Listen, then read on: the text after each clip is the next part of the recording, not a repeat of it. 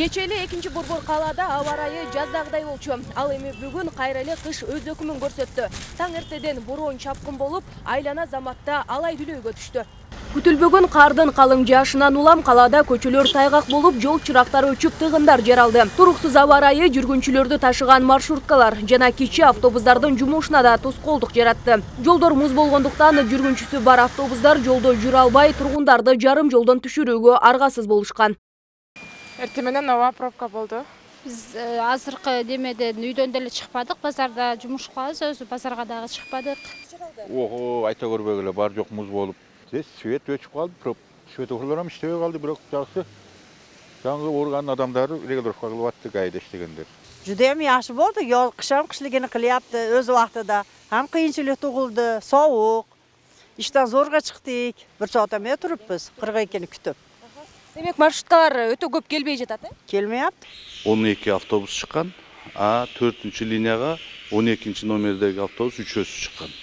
Азыр бирок биз бүт тиешелүү бул жердеги ишканадагы тиешелүү жооптуу адистер барыбыз чогуу иш алып барып атабыз. Эгер ошол кооптуу жерлер болсо, биз токтотуп турууну чечтик, бир аз да болсо, бир погодага байланыштуу. Аба ырайына байланыштуу жерлерде жарыкта өчүрүлүп, узак убакытка жетпей кайра жанган учурлар катталган. Мындан улам жол чырактар иштебей калган кесилиштерде патрулдук милиция кызматкерлери жол тыгынын көзөмөлгө алган. Аны менен катар атайын автопатрул унаалары менен тазалык кызматкерлери биргеликте тайгак жолдордогу муздарды эритүү иш-чараларын көрдү. Азыркы учурда кескин аба ырайы өзгөрүшүнө байланыштуу шаар аймагында саар менен ушул малга чейин 4 материалдык чыгым катталды. Ошо автоунаалар бири-бирине дөңгөлөктөрүн саздабаган үчүн бири-бирине тийип алып, материалдык чыгым болгон. Андан сырткары 2 жаран ооруканага кайрылды. Ушул тайгалактан машинага тийип кетип, ооруканага түшкөнү боюнча ошону суранып кетет элем да. Кышкы дөңгөлөктөрү болгон жана айдоочулар жолго чыкса депчи шаар аймагында. Бирок шаарда азыр абал туруктуу. Ош шаарында 22 январга карата абанын температурасы күндүзү -2, -4 градус болду. Ал эми түнкүсүн -9, -10 градус суук болушу күтүлөт. Кыргыз гидромет кызматкерлеринин айтымында мындай туруксуз аба ырайы 24 январга чейин болот. 26 январдан тарта абанын температурасы жогорулайт деп билдирди Кыргыз гидромет. Тоол аймактарда абанын температурасы түнкүсүн -20 градустан 30 градуска чейин жетиш күтүлөт.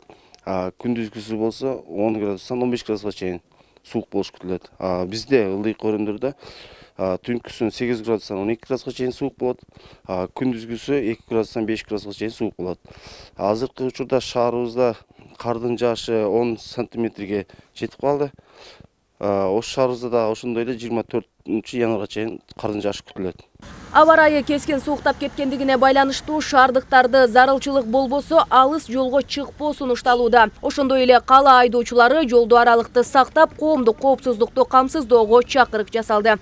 Айганыш Туратбек кызы, Элдар Өмүрбек уулу, Нур Ньюс, Ош шаары.